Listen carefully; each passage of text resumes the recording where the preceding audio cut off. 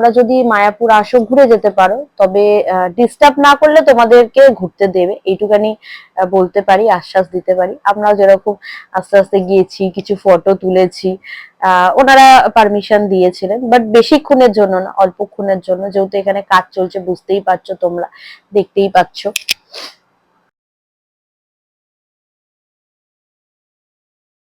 এখানে বাইরে যারা কাজ করছিলেন তারা মানে বাংলা বোঝেন না একদমই। তো ওনারা বলল যে ভেতরে তো, বাড়ির ভেতরে তো যাওয়া যাবে না, এই সামনেটা আপনারা ঘুরে দেখুন, বাট কোনো আওয়াজ করবেন না, চিৎকার চেঁচামেচি করবেন না, কারণ তোমরা তো জানোই অলরেডি যে ফরেনাররা এই আওয়াজ, মানে অত্যাধিক আওয়াজ পছন্দ করেন না।